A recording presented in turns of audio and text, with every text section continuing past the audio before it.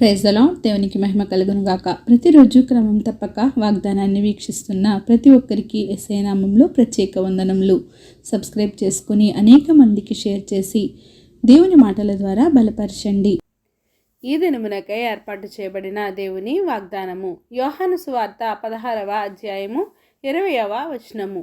మీరు దుఃఖింతురు గాని మీ దుఃఖము సంతోషమగునని మీతో నిశ్చయముగా చెప్పుచున్నాను. Ye shall be sorrowful, but your sorrow shall be turned into joy. నీవు బాధలలో కృంగిపోయి ఏడ్చుచూ ప్రలాపించుతూ ఉన్నావేమో, కానీ అది ఈ లోకమునకు సంతోషము కావచ్చు. కానీ నీ దుఃఖము సంతోషమగునని ఈ ఉదయకాల వాగ్దానములో దేవుడే మనకు చెప్పుచున్న మాట. మీరు దుఃఖింతురు గాని మీ దుఃఖము సంతోషమగునని మీతో నిశ్చయముగా చెప్పుచున్నాను అని సెలవిచ్చారు. స్త్రీ ప్రసవించినప్పుడు ఆమె గడియ వచ్చెను గనుక ఆమె వేదన పడును.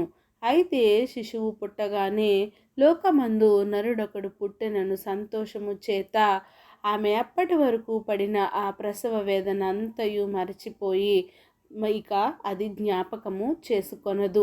అలానే మీరును ఇప్పుడు దుఃఖపడుచున్నారు కానీ మిమ్మును మరల చూచెదను, అప్పుడు మీ హృదయము సంతోషించును అని లేఖన భాగము సెలవిస్తుంది.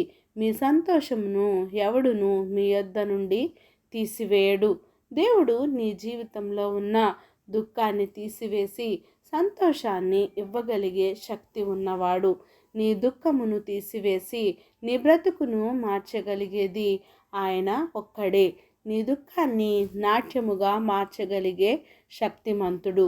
నీ అంగలార్పును చూచుచున్నవాడు. మారాను మధురంగా చేసిన దేవుడు నీ జీవితంలో ఉన్న చేదును కూడా తీయటి జ్ఞాపకాల వలె మిగల్చగలడు. దేనికైనా సుసాధ్యపరిచి దేనినైనా అసాధ్యము లేని దానిగా చేసి నీ జీవితాన్ని బాగు చేయవాడు ఆయనే. కనుక ఆయన యందు నమ్మిక, విశ్వాసము, నిరీక్షణ ఉంచి దేవునిలో ఆయన ప్రేమలో అందరము సంతోషముతో సాగిపోదుము గాక. ఆమేన్. చిన్ని ప్రార్థన. మమ్మల్ని అతి మిక్కిలిగా ప్రేమించిన మా ప్రియ పరలోకపు తండ్రి, మీరు ఇచ్చిన వాగ్దానంకై వందనాలు దేవా.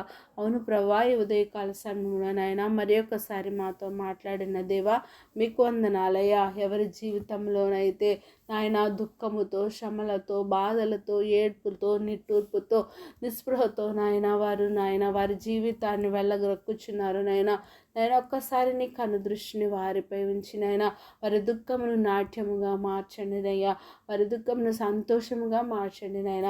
వారి జీవితాల్లో సంతోషమును, సమాధానమును దయచేయమని అడుగుచున్నాం తండ్రి. ప్రార్థన అవసరం ప్రతి ఒక్క బిడ్డని సమయంలో జ్ఞాపకం చేసుకోండి. వారి అవసరతలను, అక్రతలను సమస్త మెరిగిన దేవుడు నీకు వందనాలు, స్తుతులు, స్తోత్రాలు.